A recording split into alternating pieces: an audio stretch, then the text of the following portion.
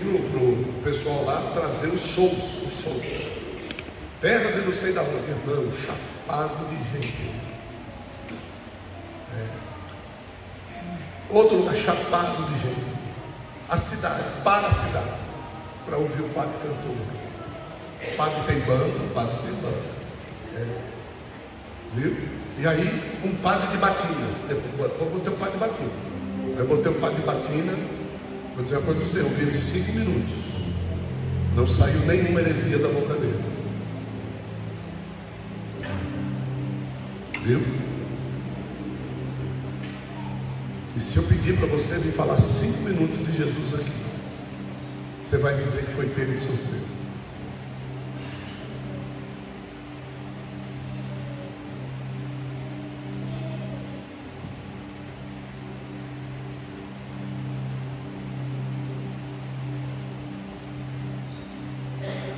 O tema da mensagem de hoje é Ebenezer ou Asdod? Repete comigo e diga: Ebenezer ou Asdod? Isso. Abra sua Bíblia em 1 Samuel, no capítulo 5. 1 Samuel, capítulo de número 5.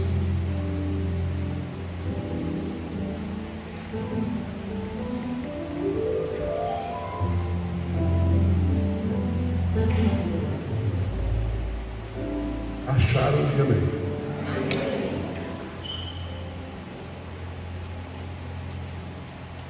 Diz assim a palavra do Senhor: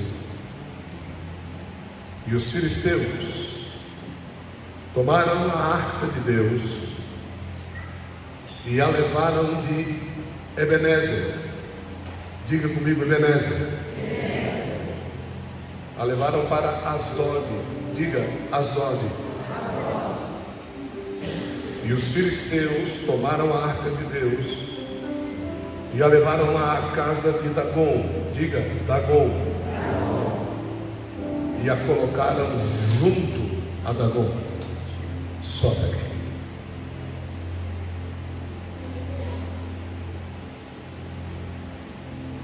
A história de Israel é um épico.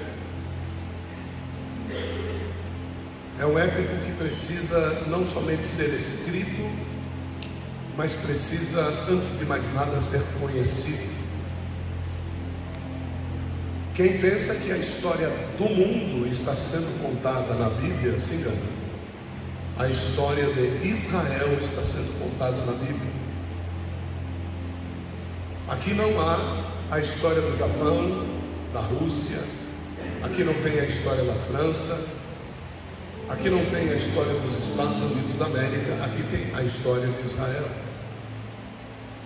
E se porventura outras nações são citadas durante o tempo da descritiva do povo de Israel, é porque eles cruzaram o caminho de Israel e não se atentaram por que é que eles estavam cruzando o caminho de Israel. A história das outras nações se resume no seguinte: todos deveriam ir a Israel, sacrificar em Israel, a fim de que pudessem voltar a ter comunhão com Deus. Então Deus, Ele vai formando uma nação sacerdotal. E esta nação sacerdotal tem um único motivo de ser formada, forjada, de ser treinada, é revitalizar a comunhão de Deus com todo mundo. Então as outras nações, os seus costumes, os seus pecados não são citados na Bíblia. O que é citado na Bíblia é aquilo que Deus quer fazer com Israel e todas as nações que cruzam este caminho e que deveriam se render ao Deus de Israel. E através desta rendição, eles poderiam ser chamados a um enxerto neste povo, como nós vamos falar categoricamente do enxerto de uma família que não tem nada a ver com Israel e que aqui por terem cruzado o caminho de Israel, encontraram um enxerto para poder viver de agora por diante tudo aquilo que Deus havia preparado, não somente para eles, mas para todas as nações que cruzaram pelo caminho de Israel. Quando nós chegamos na nova aliança, chegamos nesta nova aliança, então Cristo vem para pôr fim a esta posição de possibilidade de rendição a Deus ou não. Então o fim de Israel é ali. A última oportunidade de Israel está no Messias, está em Cristo. E eles passam por Cristo, assim como toda a antiga aliança, todas as nações que passaram por Cristo e não reconheceram a Cristo, porque Cristo era chefe do exército do Senhor, Cristo era o pão que desceu do céu, Cristo era a rocha que alimentava o povo com água no deserto, Cristo era, e só que ninguém reconhecia Cristo. Ninguém reconhecia o pleno amor de Deus para com aqueles que se rendiam e que clamavam a Deus. Assim como tem muitos aqui que só buscam a Deus quando a água bate, aí vai buscar Deus. Quando a coisa aperta, quando não tem saída, aí eu vou buscar Deus. Eu vou jejuar, eu vou parar de tomar Coca-Cola, eu vou parar de ir no McDonald's, como se essas dessem razão para que o céu se movimente agora ao teu favor. Então, a primeira coisa que nós precisamos aprender aqui é que este povo está perdendo a arca. Estão perdendo a presença de Deus, certo? Então eles estão perdendo. O texto diz assim: tomaram, né? Tomar. Você sabe o que é tomar? É arrancar de alguém alguma coisa que este alguém não quer dar, certo? Então os filisteus foram lá. Os filisteus não acharam a arca, não. Os filisteus, eles não tropeçaram na arca, não. Os filisteus, eles tomaram a arca. E para tomar a arca teve que ter guerra. Eu vou começar assim. Os filisteus eram um povo que imitavam Israel. Então, está aí a primeira que você não sabia. Então, tudo que os filisteus faziam, eles imitavam Israel. E interessante é que, imitando Israel, o dia que eles ficaram sabendo que um homem grande, que o ombro dele, da cabeça para cima, sobressaía sobre todo Israel, aparece Golias do outro lado para afrontar aquele homem, certo? Então essa é a jogada dos filisteus. Então tem muito crente que olha para você e quer copiar você. Ele não tem o teu Deus, ele não serve o teu Deus, ele não é crente como você é crente, mas ele quer copiar você. E se você entrar na jogada dele, você vai agir como Davi agiu, certo? Porque quando essa arca vai voltar, já eu chego lá, vai voltar para Israel, sabe o que os filisteus fazem? Eles fazem um carro de madeira, põem um boi novo, põem a arca em cima. E aí Davi quer levar a arca de volta para Israel, e o que ele faz? Faz um carro de madeira, põe a arca em cima e põe boi novo para poder levar. Então quer dizer que chegou uma época que quem estava imitando os filisteus era Israel. E por um acaso não é isso que está acontecendo na igreja hoje, que a gente assiste por esses memes aí na internet? Você não vê a igreja parecendo centro de umbanda, centro de macumba, centro de quimbanda? Você não vê a igreja parecendo show de rock and roll? Você não vê igreja que só falta, viu? O pole desce lá, porque as mulheres se vestem exatamente desse jeito. Então hoje a igreja está imitando o mundo, e isso é uma repetição que o diabo está colocando na igreja, aquilo que ele colocou em Israel. Então o diabo ele está voltando novamente a usar a mesma estratégia. Então, o que eu vim para dizer para vocês hoje é: esse povo não queria largar a presença de Deus. Era bom ter a presença de Deus. Diga assim comigo, diga: é bom ter a presença de Deus. Agora, não precisa falar nada. É bom quando você precisa dela. Agora, quando você não precisa, você pode deixá-la de lado. E quando você precisar, você vai lá e se veste da presença de Deus. E é assim que Israel estava agindo diante de Deus. Israel ficou exatamente 20 anos e 7 meses sem a presença de Deus. 20 anos, 7 meses sem a presença de Deus. Até que Davi resolveu ir buscar a arca, porque Saul, enquanto estava no governo de Israel, não sentiu falta da presença de Deus.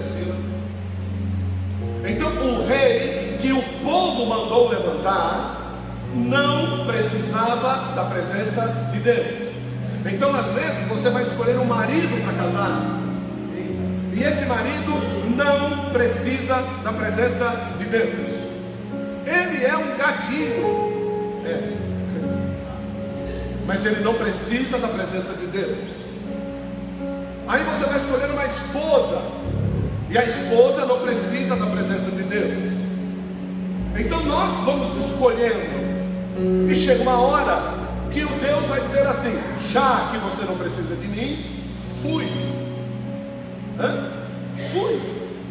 Ok? Só que quando ele se vai, aí é que você verifica que ele era muito mais presente do que você pensava, de que ele era muito mais necessário do que você pensava, que ele era muito mais, não somente cognitivo, mas era muito mais direcionador do que você pensava. Porque antes você tinha insights que você achava que quem dava para você era o horóscopo, você achava que quem dava para você era o jornal da Globo, você pensava que quem dava para você é a série que você assiste. Só que os insights do céu só podem vir da presença de Deus. Elas não vêm por outro lugar. É a presença de Deus que nos guia, que nos protege, que nos direciona, que nos acalenta, que nos aconselha, que nos comunga. É a presença de Deus. E esta presença, ela exige um posicionamento. Esta presença exige o quê? Isso. Como o versículo lido aqui pela Bispa Adriana, foi muito claro que o pastor Marco Leocádio leu com voz de trovão aí: 1000 cairão ao teu lado, 10.000. 10.000. E tu? Então, veja só que ele não diz 1000 cairão à esquerda, 10.000 à direita, ele diz ao teu lado. O que Deus está dizendo com isso? Que em qualquer lugar que você estiver, você tem um lado. Tá? Só que esse lado não é o lado aqui, é o lado.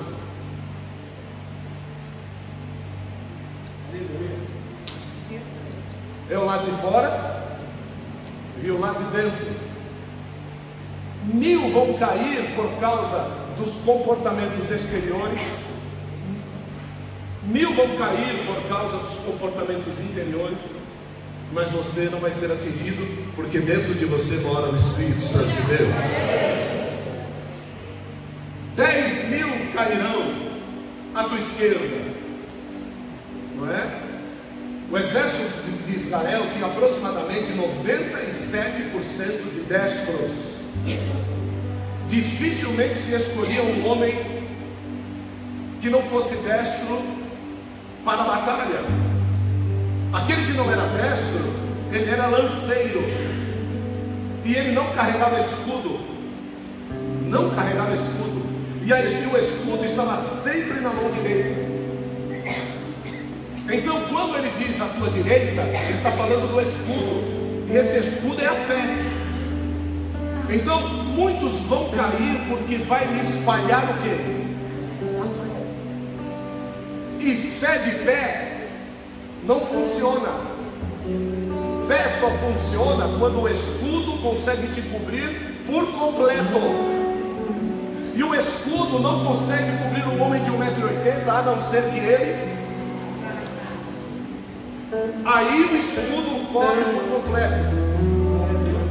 Então a fé de pé vai gerar quedas que você nunca vai conseguir levantar. Quando você for exercer a tua fé, põe as rótulas no chão primeiro. E aí você vai ter a condição de dizer o que Deus vai fazer, porque Ele já determinou o que Ele ia fazer. Não porque Ele vai fazer porque você quer que Ele faça. O homem que vai para uma batalha, ele tem como alicerce o seu general. E esse general é o que passa as diretrizes. Ele vai dizendo: eu preciso de flecheiros a leste, eu preciso de torpedeiros a oeste, eu preciso de tiros de longa distância no centro-oeste. Por quê? Porque ele conhece a estratégia da batalha. Ele tem uma visão macro do que está acontecendo a nível mundial. Você não, você tem... E olhe lá, uma visão periférica da onde você está e somente.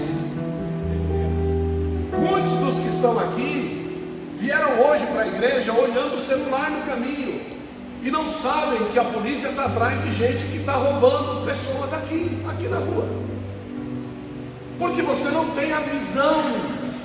Você sabe do teu bairro, você sabe do teu emprego, você sabe do Good Doctor, é o que você sabe. Só que Deus, Ele sabe muito mais do que você. A presença de Deus, ela te informa de muito mais coisas do que aquilo que você pode imaginar. Ela te revela profundo e escondido, não somente das situações que te acercam, mas daquilo que vai acontecer. Deus já está trabalhando ao teu favor naquilo que vai acontecer. Deus já está te dando livramentos de morte. Daqui 5 dias, 10 dias, 20 dias. O diabo está armando arapucas para você em caminhos que você projetou passear. E aí de repente o inferno recebe lá um WhatsApp dizendo: não sei o que está acontecendo, tem alguns anjos descendo aqui. Aí o diabo diz: pode levantar acampamento. A onisciência de Deus já descobriu que nós queríamos prejudicá-lo. Deus já está dando livramento para o filho dele. Só que você às vezes não quer esta presença. Essa presença para você não é tão importante, assim como não era para Eli, assim como não era para Ofni, e assim como não era para Finéias. E é justamente por isso que Deus tomou a arca. Mas quem foi que Deus usou para tomar a arca? O inimigo. Deus usou o Satanás para levar a vitória. Engraçado é que usar, menino, moço, faz menção de tocar. Ele não tocou, ele fez menção. Sabe o que é menção? Morreu porque fez menção. O diabo meteu a mão na arca e Deus não fuzilou ele. E eu disse isso hoje de manhã lá. Você precisa, antes de sair daqui, dobrar o teu joelho e você dizer para Deus: o Senhor me perdoa pela minha falta de discernimento, porque nos últimos dias eu vi Satanás em muitas coisas que estão acontecendo, e pode ter sido o Senhor, pode ter sido o Senhor que não deixou eu fechar o negócio, que não deixou eu comprar o que queria, que não deixou eu viajar, que não deixou a porta de emprego abrir. Senhor, pode ser o Senhor. E eu estou dizendo que é Satanás. Você sabe o nome disso? Blasfêmia contra o Espírito Santo. Então, eu acredito que agora, com discernimento, você vai poder pensar melhor sobre a sua enfermidade, sobre a falta de um companheiro, a falta de uma companheira, sobre esta tua situação de dúvida. Ou você fingir que é feliz no seu casamento e não é. Por que Deus não deixa você ser feliz? Por que Deus não deixa o seu marido ser feliz? Por que Deus está travando esses relacionamentos? Porque Deus quer um povo posicionamento. A hora que você posicionar, pronto, resolve tudo. Porque às vezes você tem razão em tudo, você sempre está certo, você nunca erra, tudo o que você faz dá certo, o que os outros fazem precisa de você para dar certo. Só que o que você está fazendo agindo assim é que você está blasfemando contra o Espírito Santo, porque na realidade só dá certo por causa da outra pessoa que está do seu lado, não é por sua causa. O guarda-chuva está na mão dele ou dela, não está na sua mão. Só que Israel não entendia assim. Israel está pensando assim: olha, Deus precisa de nós. A pessoa olha para o céu e diz assim: sem mim nada podeis fazer. Isso é um besta. Oh, nossa, sério.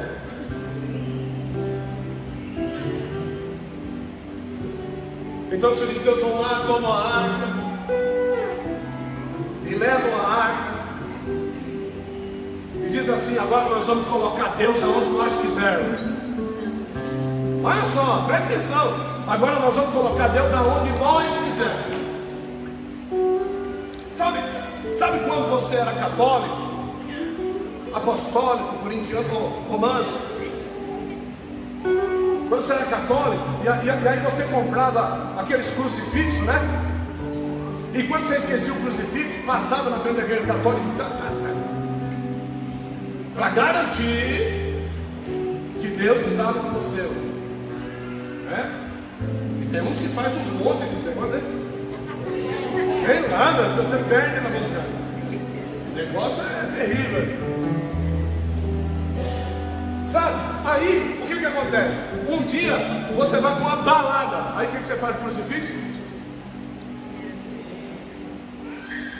Coloca Deus na caixinha, na guardadora de brinco. Fala: na volta eu te pego de volta. É tipo assim a igreja. A igreja, gente, é tipo assim. As pessoas acham que porque tem aquele adesivinho no carro nas mãos de Deus, não vai acontecer nada. As pessoas pensam assim, eu penso assim, ó. Pastor vai fazer o meu casamento, certo? Ele vai abençoar. Então, ó, vamos dar lugar para o Satanás aqui, porque quando o pastor abençoar, está abençoado. Certo? Vamos para o tchaca-tchaca na buchaca. Vamos, vai sentar o rei a pula aqui logo. Afinal de contas, você precisa me provar, eu preciso te provar. Para ver se o negócio é de Deus. E aí, quando a gente subir naquele altar abençoado, consagrado, Deus vai abençoar nós. Olha a minha cara. Se tem uma coisa que você tem que fazer, e eu duvido que vai acontecer, é você orar para Deus não me revelar. Porque se você for cara de pau de não confessar, eu vou contar o pecado quando você estiver casando. Assim como teve um aqui, ó, que trouxe a esposa no casamento, né? Coitadinho do funcionário, chamou o patrão para ser padrinho dele. Aí ele trouxe a esposa, o patrão trouxe a esposa, e o funcionário ficou todo feliz, né, irmão? Aí o Senhor eu tinha feito uma mensagem do casamento, eu fiz a mensagem. Aí quando chegou na hora, Deus falou assim: você não vai falar isso aí não. Você vai falar sobre adultério. Eu falei: Jesus, os cabas estão casando agora, não é adultério, Jesus. Não seria sobre fornicação, não, Senhor. O Senhor falou: não, é sobre adultério. E eu, ó, pau, no adultério. Sabe o que aconteceu? A mulher levantou do altar e foi embora. Era a amante dele.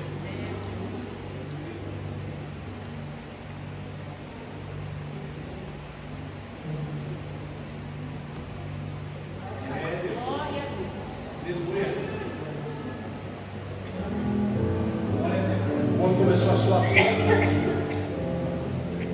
A mulher falou alguma coisa para ele, levantou, saiu e ele ficou meio procurando onde é que estava. Quando viu a mulher, foi embora. E ele começou a suar frio, depois ficou um pouquinho de tempo e... Por quê? Porque a gente diz para Deus o que Ele pode falar ou não, o que Ele vai fazer ou não. Quando Deus exige de nós um posicionamento, Ele não te dá possibilidades, Ele te dá lugar. Se Ele disser, é aqui, irmão, quer um conselho? Fica aqui, não sai, não é aqui, é aqui. Deus é Deus de posicionamento, tá certo? Vocês lembram lá do dia chamado Pentecostes, que o Espírito Santo desceu, encheu a casa, eles eram 500 orando naquele lugar, tá certo? Eu não vou dizer que os 380 saíram e ficou 120, né? Eu não vou dizer para você que eles abandonaram, eu vou dizer para você que eles foram comer uma pizza, eu vou dizer para você que eles foram comer um hambúrguer. Só que é o seguinte, quando Deus chegou, Ele só encheu quem estava em lugar de encontro marcado. A noiva tem um lugar de encontro marcado. E se você não estiver nesse lugar de encontro marcado, simplesmente você vai ficar. Ele não tem chororô, vai ficar de novo, acabou. É rápido assim. Deus, Ele toma a arca e Ele deixa, né, os filisteus manusearem a arca. A hora que os filisteus levam a arca para Asdod, Deus não fala nada. Agora, a hora que eles pegam a arca e põem do lado do Deus Dagon, para fazer prova de Deus, quando eles chegam no outro dia, o Deus Dagon estava caído no chão. Aí eles, quem foi que entrou aqui? Como é que é o negócio? Aí eles vão lá, levantam o Deus Dagon. Aí quando chega no outro dia, uma barbatana do peixe, né? Porque Dagon era um peixe, era metade homem, metade peixe. Uma barbatana do peixe, ele caído e a barbatana quebrada. Aí falou, tem alguém invadindo aqui, põe câmera aí. E aí levantaram ele de novo. Quando ele chega no outro dia, cortado pelo meio, eles dizem assim, pega essa arca e leva embora daqui. Nós não podemos suportar a presença desse Deus aqui. Então, se o diabo sabe disso, por que a gente não sabe? Aí eles pegam a arca, faz um carro, né? Faz um carro e põe a arca em cima. Só que tem um negócio aí ainda, porque quando a arca chega lá, os príncipes curiosos vão lá olhar dentro da arca. Quando eles abrem a tampa da arca para olhar dentro da arca, as hemorroidas, na hora, estourou na hora. Os 5 príncipes com hemorroidas hiperdoloridas não conseguiam andar. E aí eles vão conversar com Deus? Não pode. Vai perguntar para Dagon? Está quebrado no meio. Então eles mandam chamar feiticeiro, mandam chamar agoreiro, mandam chamar sátrapa, mandam chamar governador. O que a gente faz? O que a gente faz? O que a gente faz? Aí um dos sábios disse, se eu fosse vocês, eu desenhava a hemorroida de vocês em ouro. Olha, eu desenhava a hemorroida em ouro. Como é que um cara vai desenhar a hemorroida dele? E é cada um que tinha que fazer. Não é outra pessoa que tinha que fazer, não. É ele que tem que fazer. Então, e depois, tá? Veja qual é o tamanho e faça um rato. Porque os filisteus acreditavam também num Deus rato. Não somente num Deus peixe, mas também num Deus rato. Faça o deusinho rato em ouro. Isso aí está tudo na sequência desse texto, para você ver como é que Deus pode pegar a gente de tudo quanto é tipo de jeito. Então às vezes a couve-flor incha e você pensa que é por causa do camarão. Às vezes é o próprio Deus que está trabalhando com você e você não sabe, tá? Então e ele disse, faça um cofre, e repete a palavra comigo e diga cofre, e coloque todo esse ouro lá dentro e põe ao lado da arca. Vamos fazer um carro novo, um carro virgem, e vamos colocar aqui, ó, um par de vacas leiteiras que nunca, viu, tiveram a possibilidade de mudar de herança, não foram vendidas para ninguém, eram vacas leiteiras de proprietários ricos, e fizeram isso, botaram a arca em cima e vamos levar aqui embora. Levaram a arca para cá de Abinadab. Repete comigo e diga: Abinadab. Quem era Abinadab? Irmão de Davi. Olha que lindo. Abinadab era o que, irmão? Irmão de Davi, filho de Jessé. E Abinadab foi um daqueles que Deus disse que ele tinha sido rejeitado. E aí levam para a casa de Abinadab. Diga assim comigo: tira da casa do Satanás e leva para a casa do rejeitado.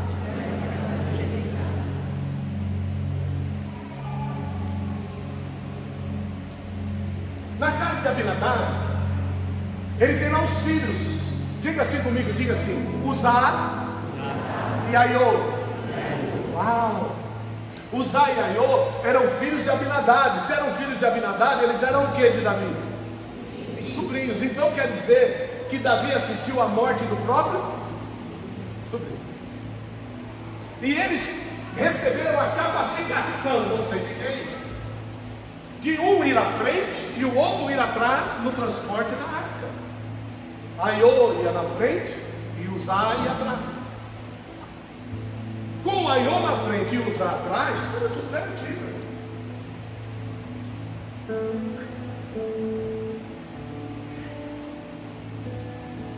Manda buscar a arca lá, que está lá na casa de Dagon. Uzá e Aiô, vai lá. Irmãos,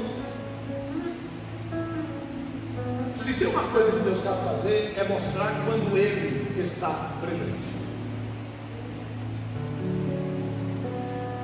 Refletindo sobre vocês essa palavra, espelhando sobre vocês essa palavra, eu estou vendo no rosto de cada um de vocês a imaginação de quantas vezes nós pecamos em não valorizar a presença de Deus em nós. Se tem uma igreja que é abençoada, é a Lição Mundial Tabernáculo. Esse lugar, irmão, é um lugar abençoado. E quando eu digo um lugar abençoado, se você estiver dentro desse lugar, não há como não ser abençoado, a não ser que a posição que Deus exige de você não a cumpra, você não faça aquilo que Deus te ordenou a fazer. Quando Davi vai buscar a arca na casa de Abinadab, na casa de Abinadab ficou 20 anos a arca. E você não vê Deus falando nada sobre a família de Abinadab. Por quê? Rejeitado. Por que ele foi rejeitado? Deus sabe por quê. E Deus sabe por quê. Ele também não abençoou a casa de Abinadab. Quando sai da casa de Abinadab, Deus poderia ter fulminado as pessoas que fizeram o carro. Deus não fulminou. Que colocaram em cima do carro, Deus não fulminou. Deus poderia ter fulminado a coitada das vaquinhas, irmão. Ele não fulminou. E ainda as vaquinhas era instrumento de Deus também. Deus estava na vaquinha também, irmão. Ele não esteve só num jumento. Deus já esteve no jumento. Deus já esteve num peixe grande que a gente acha que é uma baleia. Olha, Deus estava nessas duas vaquinhas. Deus estava no jumentinho que Jesus disse que estava esperando ele no final da rua e estava lá mesmo. Deus estava na mãe do jumentinho. Deus estava na vida dos leões dentro da cova de Daniel. Olha que maravilha. Deus estava num peixe, não diga, num peixe que veio trazer a moeda que é para Pedro poder pagar a diária do templo junto com Jesus. Que mais? Me ajuda. Deus estava nas duas ursas que matou as crianças porque chamaram Elias, né? Eliseu de careca, irmão. Sobe, calma, a ursa já deu-lhe logo uma bolacha com aquela mãozinha de urso. Viu? Deus estava no camelo, irmão. Que camelo? Que deu a pele para Elias fazer a vestimenta dele. Deus estava nos corvos que traziam. Olha Deus, irmão. Agora por que Deus usa tanto animal? Porque não tem gente para usar.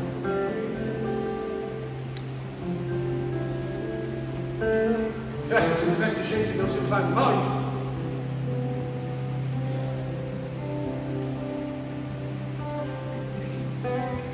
os príncipes filisteus, para dar a última, que é para poder tomar paulada e ficar quieto, eles só seriam curados quando a arca chegasse na casa de Abinadab e uma oferta fosse recebida, que é para que Deus se agradasse para arrancar as hemorroidas dele. Então, quando chega no caminho, tinha uma bifurcação. Essa bifurcação tem um caminho que desce, mas é uma escarpa montanhosa e mortífera. Com certeza aqueles bois iriam tropeçar pelo caminho da escarpa montanhosa da descida, e a arca iria cair do precipício abaixo. E o outro caminho já era uma subida íngreme logo na frente.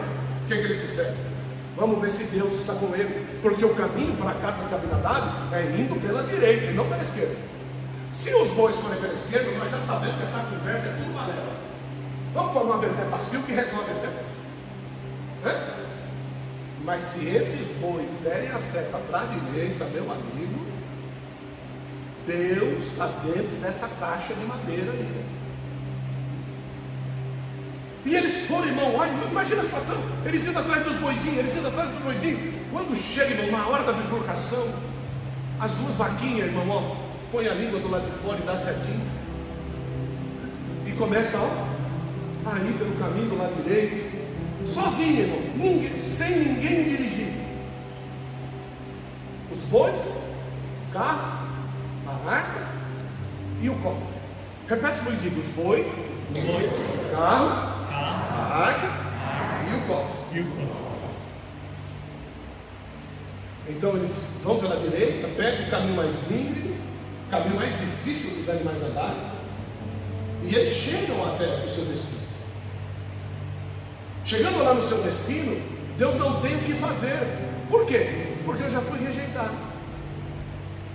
E nenhum dos filhos de Jessé foi orar a Deus para perguntar por que não eu. Ninguém foi perguntar: pai, por que eu fui rejeitado?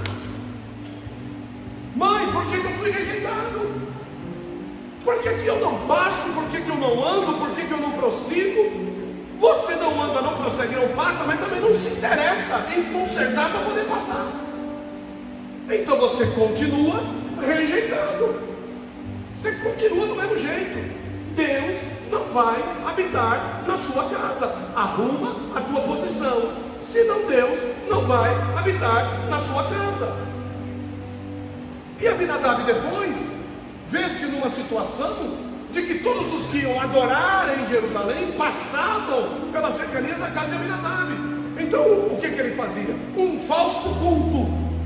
Recebia como um ladrão as ofertas, os sacrifícios, mas tudo deveria ser entregue lá em Jerusalém. Mas a casa dele estava no caminho,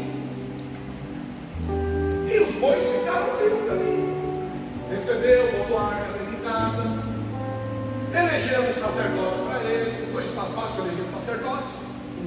Tem gente vendendo insígnia de sacerdote por aí na internet. Qualquer um hoje vira pastor, vira profeta. Hoje eu vi um salafrário com o nome de profeta na internet. Me engano, é raiva. Eu acho que eu vou lá na 25 de março comprar uma barba, né? Fazer umas lives, uma barba assim, do Fernandão, assim, ó, né? E vou trocar o nome de apóstolo para profeta. Profeta justo, o homem da barbugida. O quê? O número de seguidores, ó. Vai todo mundo me ver para esperar a profecia. Como eu não tenho palavra, eu vou entregando com a cabeça. E o povo gosta disso. O povo gosta disso. Você está pensando que esse medo vai ser fácil? Não é nada. Porque aqui a gente não fala o que vem na cabeça, aqui a gente fala o que vem do céu. Aqui é. Não. 20 anos. A presença de Deus parada naquele lugar, e não tem ninguém para abençoar. 20 anos. Você é crente há não sei quantos anos, e as igrejas que você passou, sabe por que você foi mudando de igreja? Porque as igrejas que você passou, você não foi abençoado. Então você colocava a culpa na igreja. Vou mudar, agora você é abençoado. Aí a outra igreja não sou abençoado. Então,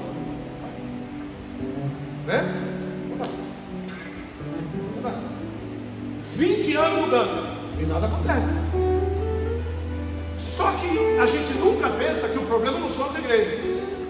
A gente nunca pensa que o problema somos nós. Que nós precisamos nos alinhar, nós precisamos nos posicionar. Nós precisamos. Eu preciso posicionar. Eu preciso tomar vergonha na cara. Eu preciso trabalhar e ganhar o meu salário dignamente. Eu preciso amar a minha esposa e ser fiel a ela. Eu preciso amar o meu esposo e ser fiel a ele. Eu preciso. Não, o problema é minha esposa, meu marido, o problema é o pastor, o problema é a igreja. Não, Deus ele vai mostrar para a gente que não é. Aí, quando essa arca está vindo ao encontro, Davi vai até a casa de Abinadab para poder buscar a arca. Só que aquele carro dos filisteus é devolvido para os filisteus. E Davi agora precisa de alguma coisa para transportar. Como é que foi que a arca chegou aqui? Ela chegou num carro novo, os bois eram leiteiros. Então vamos fazer igual. Chegou até aqui? Chegou, tá bom, então vamos fazer igual, né? Vamos botar a arca em cima do carro e vamos embora. E como é que vai fazer? O Zaiador vai acompanhar, tá, Davi? Porque eles, né, estão preparados, estão consagrados. Tá bom, então vamos lá. Irmão, quando aconteceu o rebento, a primeira casa que tinha era de Obed-Edom. Vamos levar Deus para lá. Vamos voltar para Israel para pensar no que deu errado. Você já pensou quanta gente você já matou por aí? Espiritualmente. Porque você fez o que estava errado e depois voltou para casa para pensar o que não deu certo. Quanta gente você já falou besteira e você matou a presença do Evangelho e nunca mais levantou essa pessoa? Quanta gente você entregou profecia que não se cumpriu e a pessoa perdeu algumas coisas porque a tua profecia, porque se fosse de Deus se cumpriu. Quanta gente, irmão, não está afastada da igreja porque disseram que estava consagrado e disseram que estavam aptos de carregar a presença de Deus e não estavam aptos de carregar a presença de Deus. Quantos, irmão? Vai pensando, quantos você conhece? Quantos você prega a palavra, a pessoa diz: eu não me fala mais de Bíblia, eu não quero saber mais de negócio de Bíblia, para com esse negócio de Bíblia, para. Usa morre. A dança de Davi acaba na hora. Esse é um grande sinal de que não tinha Deus na dança, não tinha Deus na música, não tinha Deus em nada. Pergunta para mim assim: por quê? Porque Deus não estava a fim de voltar para Israel. Deixa eu dizer uma coisa para você: se Deus não tiver afim, irmão,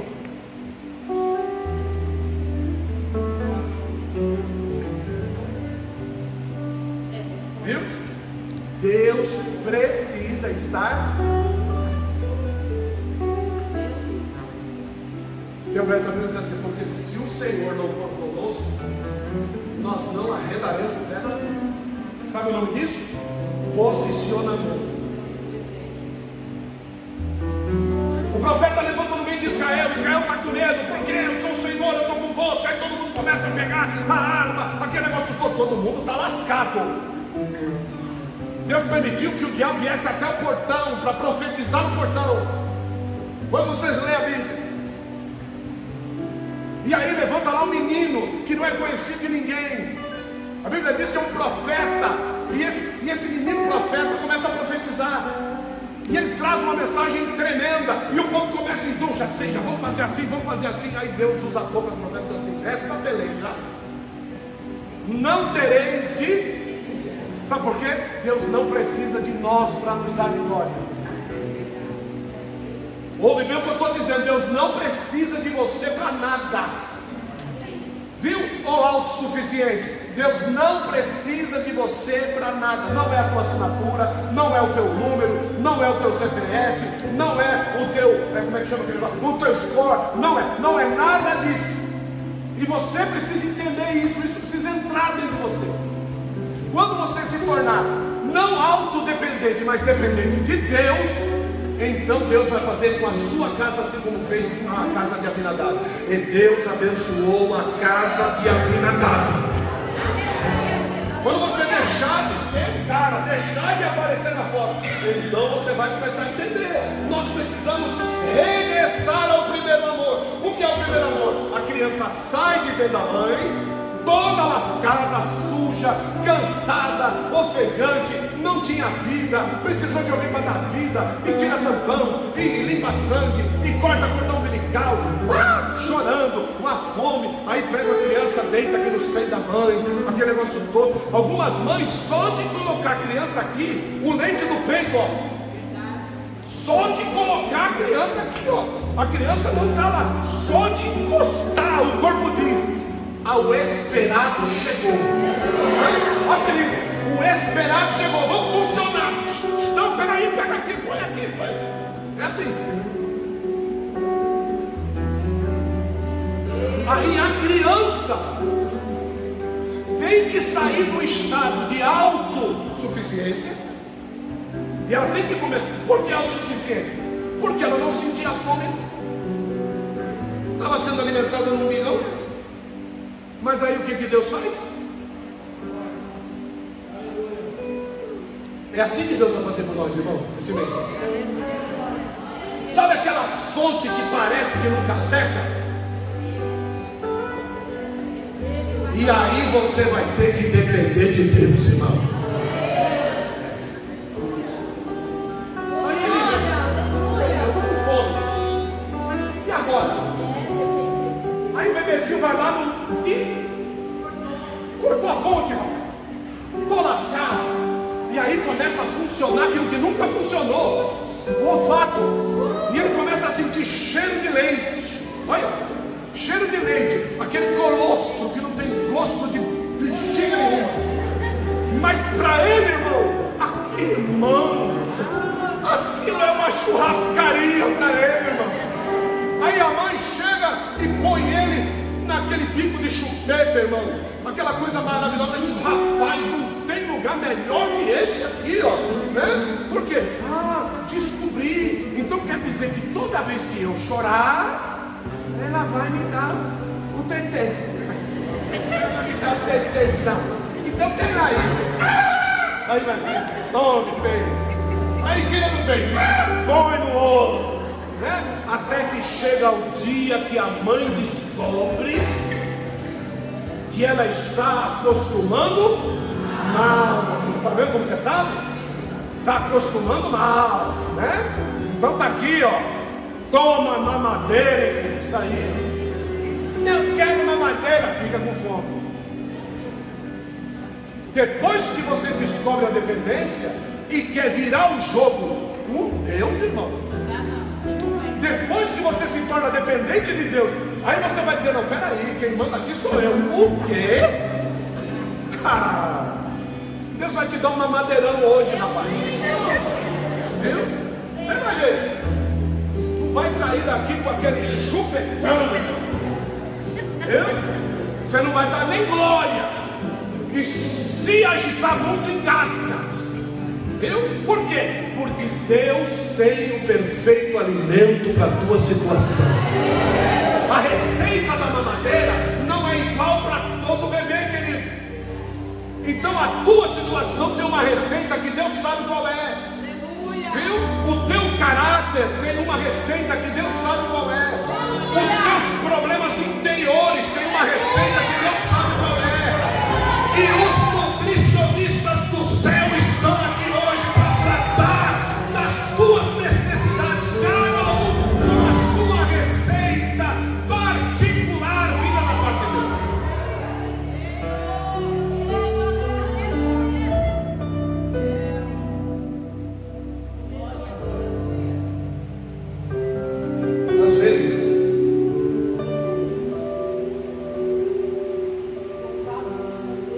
Às vezes a gente se acha.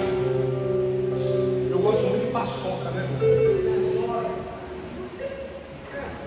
Eu vou falar que não gosto. Você fala que você gosta. Você sabe que tem uns aqui que não pode falar que gosta. Não, fica no guarda-roupa aí que é melhor. Eu não vou falar, eu não posso deixar. Tem que falar. Nossa, será que ele sabe? O que você acha?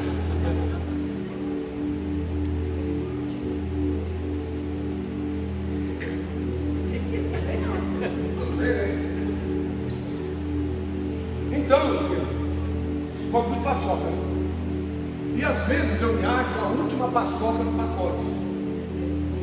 Só que é o seguinte, quem gosta da paçoca sou eu. Então você nunca pode gostar de você mesmo, porque um dia acaba. Um dia você vai entrar num ambiente chamado eu não gosto nem de mim mesmo. Um dia, de tanto que você amou você mesmo na frente do espelho, vai chegar um dia que você vai se odiar. E sabe quem é que vai colocar isso em você? Não é o diabo, não. A única forma de Deus nos salvar é nos confrontando com aquilo que nós mesmos somos.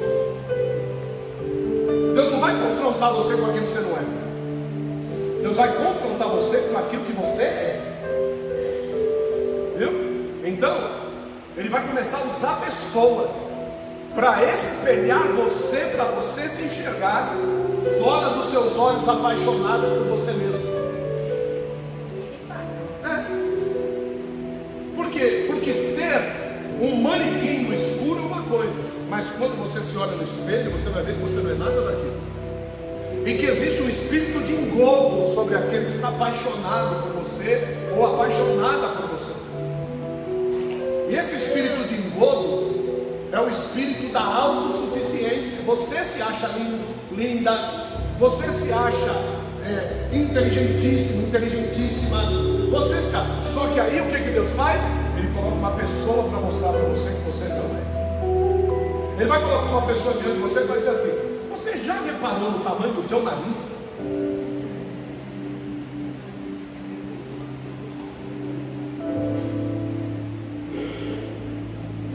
Normal.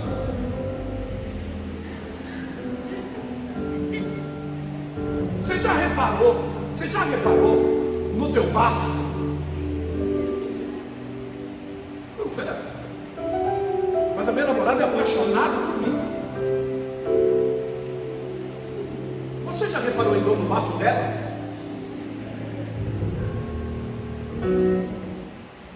Isso vai chegar. Eu estou usando coisas meio engraçadas que é para não te constranger. Então eu faço você sorrir, mas você está entendendo bem quem é você e aquilo que Deus quer te confrontar. E eu fui surpreendido por Deus em muitas áreas da minha vida. Muitas. Se tinha uma coisa que eu não podia ouvir na minha vida, era elogio. Eu não podia ouvir.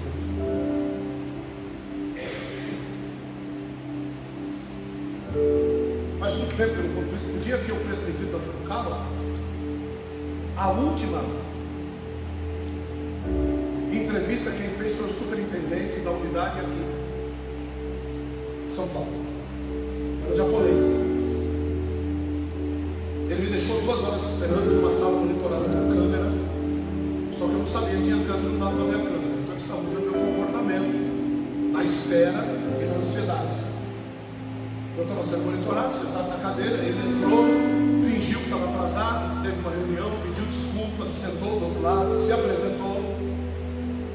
Ele sentou do outro lado da mesa, uma mesa mais ou menos daqui, na câmera ali, ele sentado lá e eu sentado do lado de cá. Eu estava sentado na cadeira lateral e pediu para me sentar do lado de cá. E eu sentei, e ele fez algumas perguntas, ele falou: posso fazer inglês? Pode fazer espanhol? Pode. E eu ia respondendo para ele, pedi permissão para responder o espanhol e o português, que eu não tinha fluência, mas entendi. Aí ele foi fazendo, ele falou: legal, muito bom.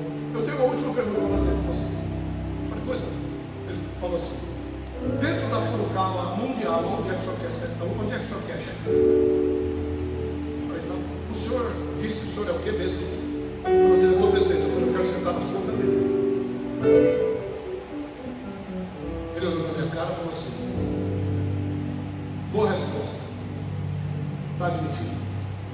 Levantou e foi embora. A partir desse dia, Deus olhou para mim. Enquanto eu não tinha falado nada, Deus olhou para mim. E eu vou dizer uma coisa para você: esse cara estava trilhando um caminho para me ser diretor superintendente. Ele trilhou o caminho para mim. Então eu cheguei até o cargo de diretor da empresa. Só que quando eu cheguei lá, Deus disse para mim: agora você vai lá e pede demissão, porque você não vai sentar aonde você quer sentar, você vai sentar onde eu quero que você sente.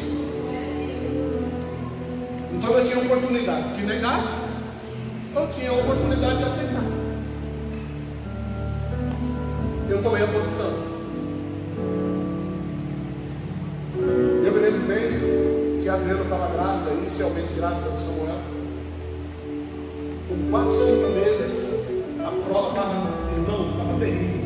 Porque nós perdemos tudo que nós tínhamos. E tudo isso nós estamos falando sobre posicionamento. Repete comigo, diga: posicionamento. Eu fui para a tela do computador e disse assim: quer saber de uma coisa? Eu vou arrumar emprego. Eu tenho capacidade para arrumar emprego. Então eu fui para frente da tela do computador, me inscrevi na CAP. Alguns dias depois a CAP me liga para participar de um processo. E esse processo era para contratar um engenheiro para montar uma refinaria na Arábia Saudita. Eu já tinha trabalhado na Petrobras, eu tinha trabalhado na Zé Brabovec, tinha trabalhado na Furukawa. Tudo aquilo que eles precisavam, eu tinha um currículo para ir para lá. Fui chefe de segurança da área do PAN, plano de auxílio mútuo de Capulava. Participei de incêndios, tanto na Baixada Santista, como na Petroquímica, como no Alto Cinteiro, na Poli Brasil, na própria Petrobras. Então, conhecia, eu tinha conhecimento que os caras precisavam. Chegamos lá, de 3 mil engenheiros, sobrou 3, eu fui um dos 3, fui o cara que foi escolhido. Aí a pessoa que me escolheu disse assim: tem alguma coisa que ele disse para mim não contratar você. Eu disse: não é alguma coisa não, é uma pessoa. E eu sei quem é. Só que antes de entrar nessa entrevista, lá na portaria debaixo do prédio, a pessoa disse: vai atrasado, me entregou um santinho. O filho desta pessoa havia falecido. E o velório estava acontecendo e ele me deu um dossiê do porquê que eu ia esperar. Peguei o santinho, botei no bolso. Quando eu saí da entrevista, que eu já tinha sido negado, entrei no carro da empresa que eu estava trabalhando, que era a empresa Celestial. Era um esportinho velho que Deus havia arrumado para mim usar. Então eu entrei no meu carro empresarial, né? E quando eu entrei no meu carro empresarial, cujo carro era importadíssimo, meu guarda-roupa era no porta-malas. Tinha teto solar, era carro bom, Entrei dentro do carro e Deus disse assim para mim: pega o santinho para o seu bolso. Eu peguei. Ele falou: leia o nome do livro. Eu li. Ele falou assim: você está vendo esse nome aqui? Eu estou. Então vamos fazer o seguinte, fazer um acordo. Você coloca esse nome no teu filho que vai nascer, que é para você saber o que eu vou fazer com ele a próxima vez que você me desobedecer. Por isso que o nome do Samuel tem um nome alemão no meio: Samuel Günther Henriques. Eu não tenho descendência alemã, não. Eu sou filho baiano calaboano. Mas Günther era o nome do defuntinho que tinha morrido. E Deus mandou eu colocar o nome dele, para que eu soubesse a próxima vez que eu desobedecesse, aonde é que ele ia tocar. Às vezes Deus nos conduz a um posicionamento coercitivo. Ou é, ou é. Não chegue até esse ponto. Conselho de quem chegou. Conselho, irmão. Viu? Conselho de quem chegou lá. Eu cheguei nesse ponto. Eu não posso mais desobedecer a Deus. Eu perco o que eu tiver que perder, mas eu não desobedeço mais a Deus. Eu amo a minha família, amo os meus filhos, viu? Eu não posso mais desobedecer a Deus. Para terminar, a arca agora está de volta para Israel. Quando essa arca vai caminhando para Israel, Davi agora faz as coisas segundo o que Deus quer que seja feito. Chama os platitas, chama os gersonitas, os homens que cuidavam dos varais, os homens que cuidavam da arca, os homens que cuidavam da mesa, os homens que cuidavam do candelabro, os homens que cuidavam dos utensílios do lugar santíssimo e do lugar santo. E ele faz uma reunião com eles. Olha a diferença. Ele faz uma reunião com eles, ele pede conselho. Olha para a pessoa do seu lado e diga assim: ouça bem isso. Diga assim: Davi pediu conselho.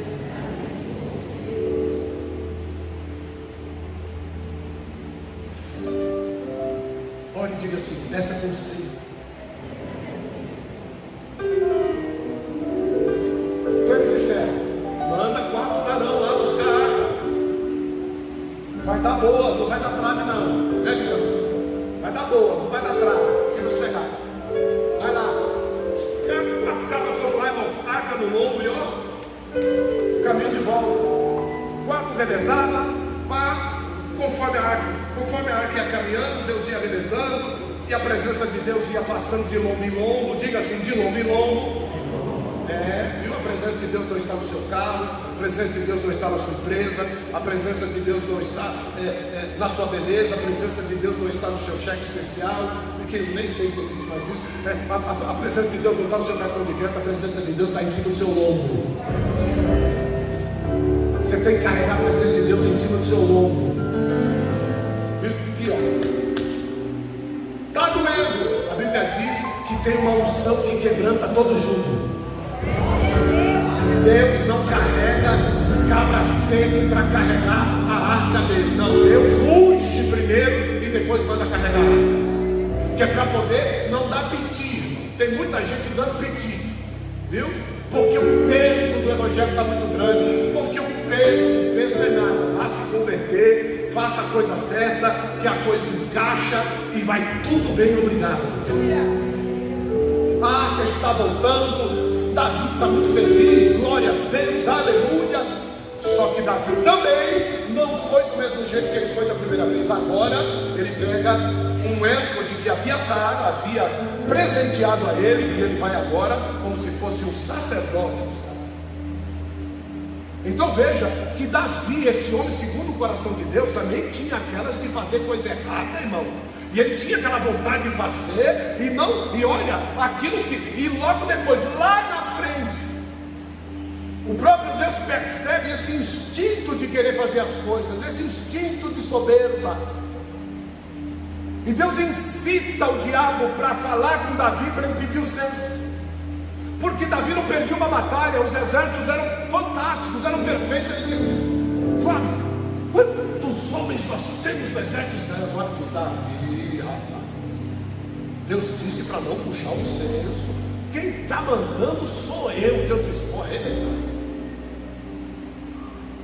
O anjo desce, quando ele tira a espada, 70 mil judeus já morrem só na espada tirada. Eu fico imaginando se ele desce lá, tá? Como é que ia ser? Quando Joabe vem com o número, olha só, quando Joabe vem com o número, Joabe faz a conta, quando ele olha pela janela, tem que calcular tudo de novo, menos de 70 mil. Ó, Davi, o número era esse aqui, ó. Tá? Mas agora é menos de 70 mil. Por quê? O que foi? Morreram. Como assim morreram? Porque um anjo aí em cima. E o anjo está com a espada desembanhada. Se eu fosse você, eu fazia alguma coisa aí. Não deixa esse anjo descer a espada. Está lembrado de Balaão no caminho? Um anjo com a espada desembanhada no caminho? Não é a primeira vez isso não, irmão. E você sabe o que vai ser o final da igreja? É o anjo com a espada desembanhada. Você sabe o que vai acontecer aqui na grande tribulação? Anjo com a espada desembanhada. É isso que vai ter aqui. Esse é o final. Agora, se nós temos condição de nos posicionarmos hoje,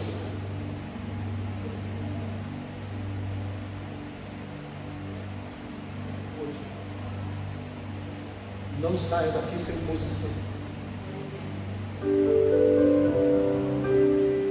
Davi chega para Deus e diz assim: Senhor, eu pequei. Antes do posicionamento vem um arrependimento. Senhor, eu pequei. Davi. Engraçado é que Deus não chama de meu filho, Deus chama ele de Rei Davi. Diz para ele assim: vai na eira de Araúna, o Jebuseu, e oferece lá a mim o sacrifício, e conforme for o teu sacrifício, eu farei o anjo subir de volta sem que haja mais nenhuma perda. O que Deus está dizendo para Davi? Faça ser. Davi, o teu último erro foi esse. Não chegue nisso. Você ama as pessoas que estão do seu lado? Não chegue nisso.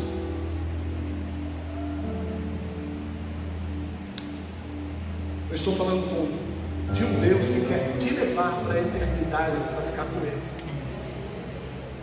Eu estou falando de um Deus que quer te entregar na mão do diabo, não. Eu estou falando de um Deus que, embora a gente não mereça, Ele quer nos lavar de todos os nossos pecados. Ele quer nos levar para a glória, para morar eternamente com Ele. Então Davi monta no seu jumentinho e vai embora. Leva lá algumas peças de ouro, de prata.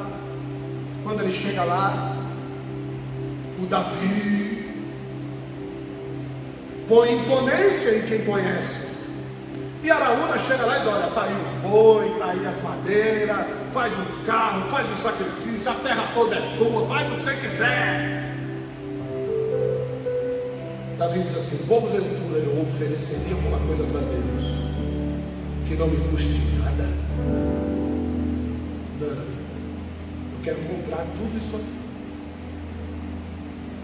Aí lá no céu, Deus faz assim, porque a única coisa que Deus queria, irmãos, era comprar a eira de Araúna, que era o lugar que Abraão tinha sacrificado o cordeiro. Era naquele lugar que a presença de Deus tinha que estar. Mas a eira de Araúna era um lugar meio feio, ninguém queria comprar, mas era Deus que queria estar lá. Então Deus incita Davi a pedir o censo. Deus mata 70 mil. Deus traz um anjo na terra com probabilidade de matar mais o resto do exército. Deus constrange Davi. Deus leva Davi lá. Deus trata o interior de Davi até que ele consegue o que ele quer.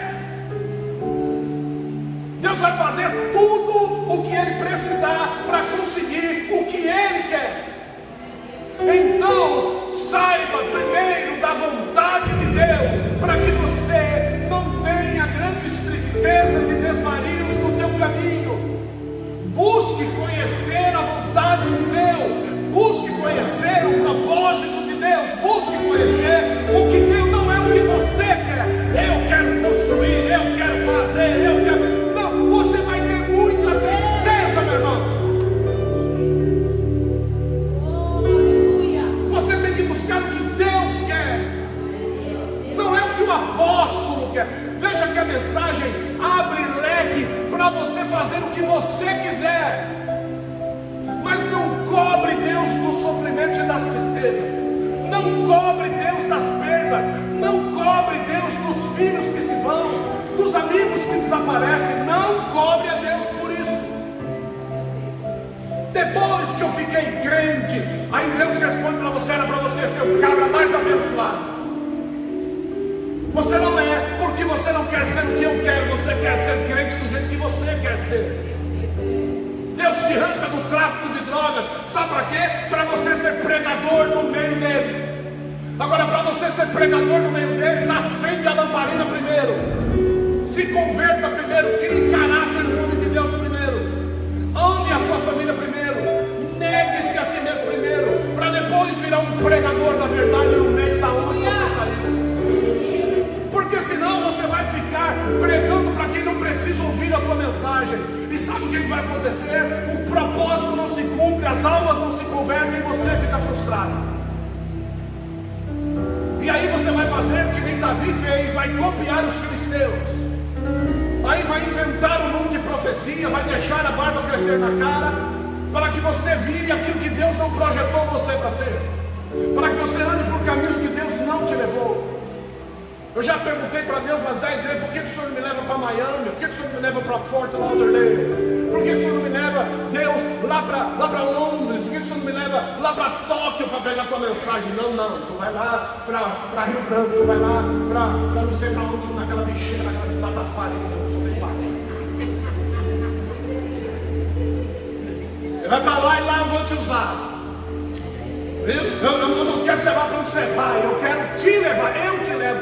E quando eu te levo, eu me responsabilizo. Eu faço coisa grande, eu faço milagre. As pessoas reconhecem meu nome, aceitam a mim como Salvador.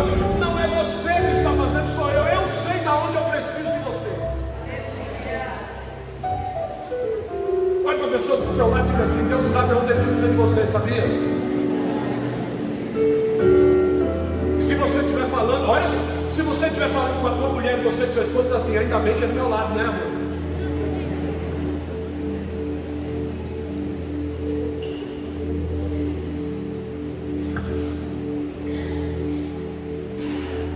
Da visão,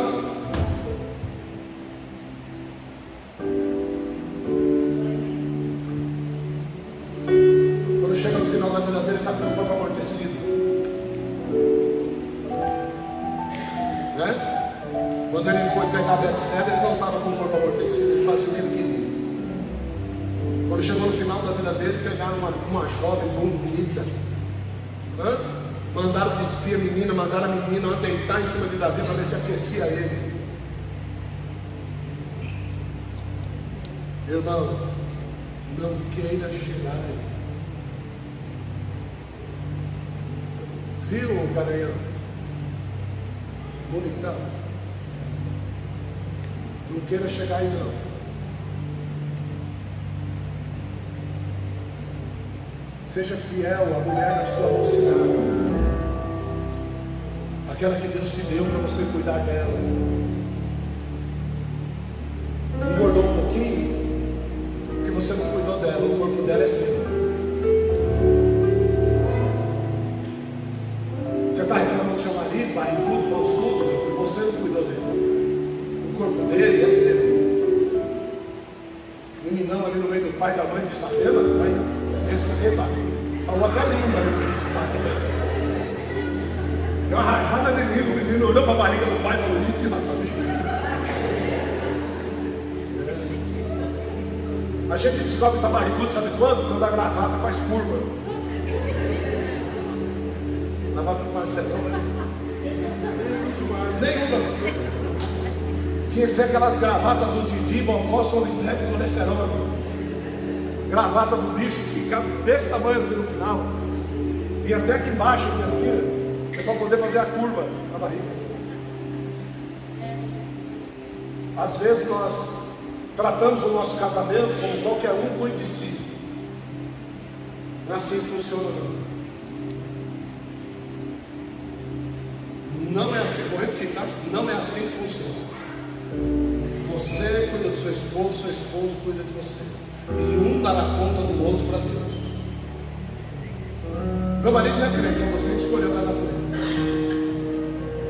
Se você tivesse ouvido Deus falar, talvez você não tivesse casado com ele, talvez você tivesse casado com outras pessoas. Mas os meus filhos são uma bênção. Você acha que Deus é capaz de dar filhos abençoados em qualquer casamento? Deus pode dar filho abençoado em qualquer casamento, irmão. Não precisa ser com o teu marido. Nós temos filhos abençoados porque eles aprenderam e aceitaram a bênção de Deus sobre a vida deles. Porque se eles quisessem ser endemoniados, eles seriam endemoniados. Não tem nada a ver o teu marido desviado com os filhos abençoados que você tem. Não tem nada a ver os teus filhos abençoados com a mulher desviada que você tem. Não tem nada a ver uma coisa com a outra. Eles são abençoados porque Deus deu-lhes a oportunidade de serem abençoados e eles estão na posição. O dia que eles saírem da posição, Deus larga o reino deles. Assim como larga em mim, larga em você, larga em todos nós. Então não é por causa do pai que o filho é abençoado. O pai prega, o filho ouve. Eu vivo dizendo isso para Samuel. Dizer que você não tem palavra. Todo culto comigo, todo culto ouvindo a palavra. Todo lugar que eu vou, ouve a palavra. Damos exemplo dentro de casa, damos exemplo por onde passando. Ele diz dizer que ele não tem palavra. Não, ele casar com essa moça, fazer essa moça sofrer, paga. Assim como eu disse para ele, se essa moça estiver te desviando do caminho, quem vai arrancar da tua vida sou eu. Porque enquanto você mora dentro da minha casa, eu sou responsável por você. O dia que você quiser fazer o que você quer, você faz o que você quer, pega os seus panos de bunda e haga. É assim que funciona. Só estou vendo a mãe dela fazendo assim.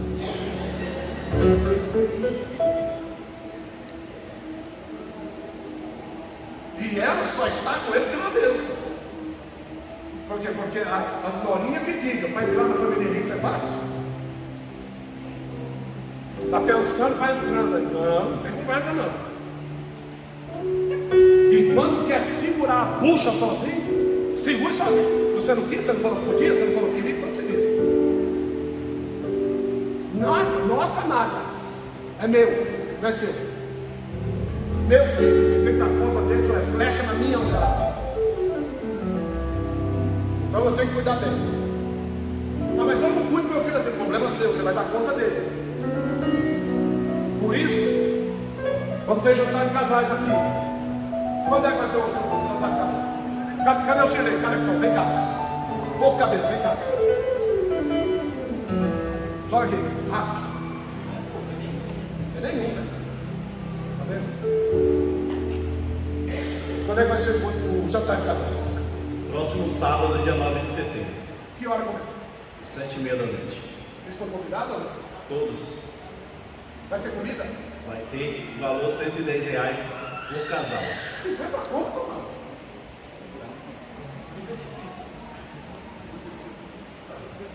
Falou, professor de matemática.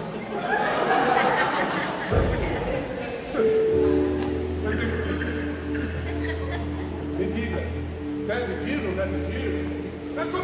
Quantos que está aqui já fez a inscrição? Olha, pegaram o convite aí cerca de 50 casais. 50 casais. 50 casais dá quanto?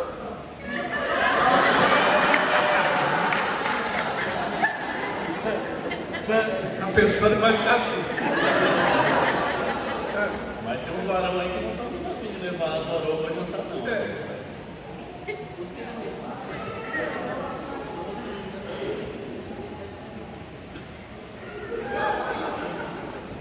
Você está doido para tomar uma microfonada, né? Então, me diga. Vai ter comida? Vai ter comida? Quem tem cardápio já?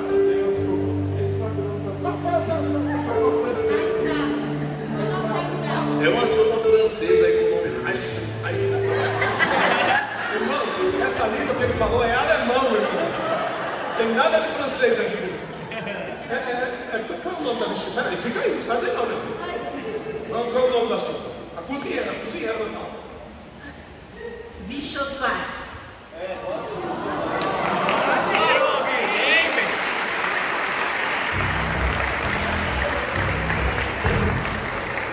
Vocês estão aplaudindo que ela falou errado.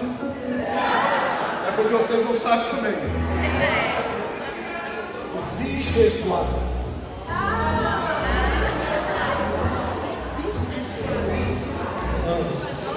Fecha os olhos, mano.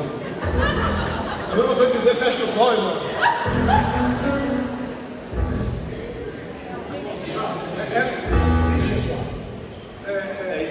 Essa é a entrada. Depois nós teremos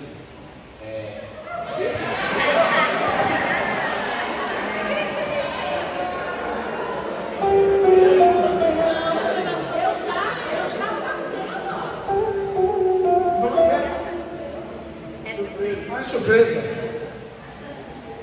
Irmão, é surpresa, viu?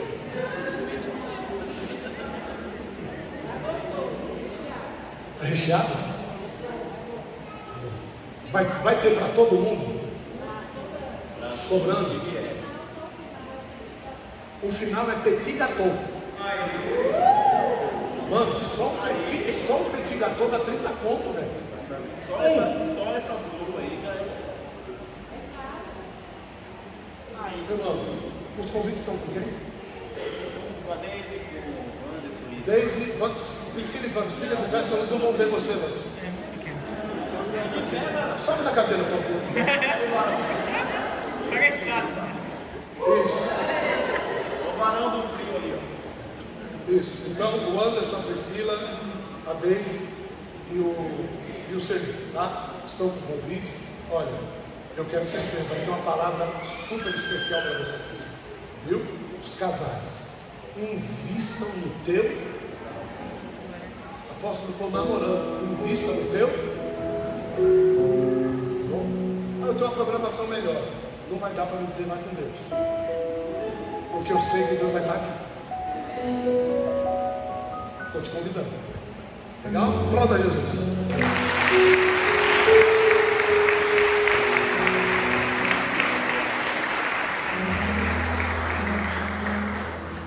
Você quer falar para você? A arca chega e Davi encontra a esposa. Eu estou falando de posição. A arca chega, Israel feliz, Davi feliz, ele encontra a esposa, Mical. Quando ele encontra a esposa não precisa falar com ele. O olhar dela do alpendre para ele já entristeceu o coração de Davi e invalidou dali para frente o louvor que ele tinha para entregar a Deus. Olha o que é casar-se de forma errada. Então ele vinha louvando, o olhar dela já o condenou. Ele sai da entrega da arca, vai até Mical e ele diz para ela assim: o que está acontecendo? Está parecendo um moleque, arranca a roupa da cintura para cima, fica dançando aí feito as mulheres. Você parece que eu não sei. Davi olha bem para a cara dela e diz assim: eu bem sei por que é que você está no meu.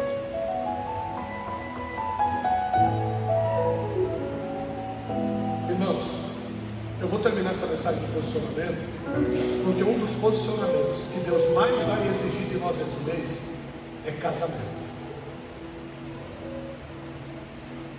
Se você não arrumar a tua casa, não adianta querer arrumar nada. Então ele diz para ela assim: eu sei bem por que você está aqui. Sabe por que você está aqui? Porque eu derrubei Golias. Você para mim, Mical, é prêmio, não é amor.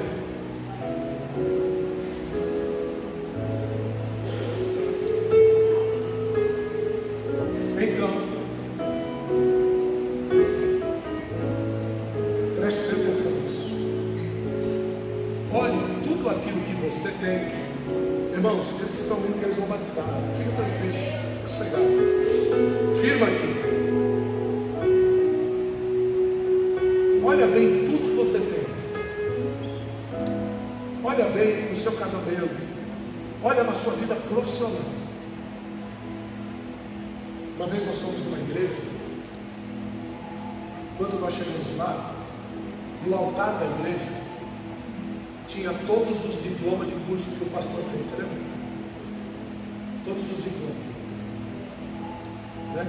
Que o pastor fez, ele botou no altar, como se aquilo fosse uma autoridade dele, tanto diante do povo como diante de Satanás, como se Satanás precisasse do teu diploma. Então olha bem aquilo que está ao teu redor e veja o que você tem levantado como troféu mais alto do que o teu relacionamento com Deus. Corrige isso, irmão.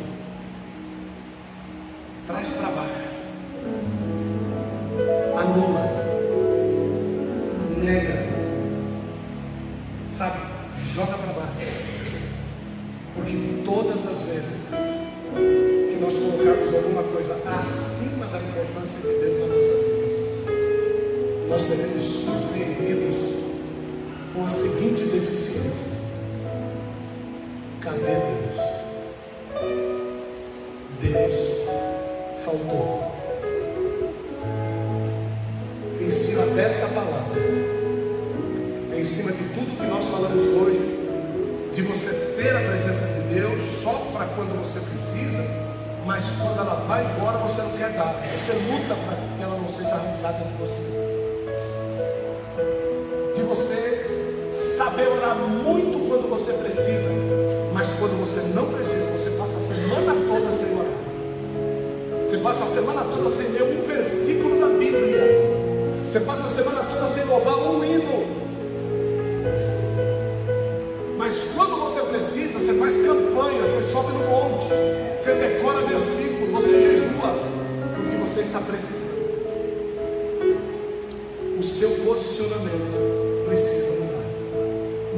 Trouxe o Shirley aqui para mostrar para você qual é o seu relacionamento no seu casamento. A gente está dando uma oportunidade de você oferecer uma noite para a tua esposa, você oferecer uma noite para o teu esposo. A gente está te dando a oportunidade de você ouvir uma palavra recheada, com boa comida, com boa bebida. Você sendo servido na mesa. E você está dizendo que não quer. Só que nesse mesmo dia, você vai para outros lugares, você vai gastar mais ainda. E aí você pense como Deus fica quando Ele vê esse posicionamento seu. Como Ele se sente. Eu providenciei tudo para Ele. Eu providenciei tudo para ela. E agora o casamento dele está acabando. Eu ia edificar uma cidade forte no casamento deles. Nessa palavra eu ia fazer isso por eles. Eles não vieram, eles não quiseram vir. Você que precisa se posicionar. Você que precisa mudar. Você que ouviu a palavra, sorriu comigo, brincou comigo, mas foi ferido na alma por essa palavra. Você sabe que você precisa se posicionar. Você vai levantar do seu lugar e você vai dizer: eu quero orar para você. Vamos.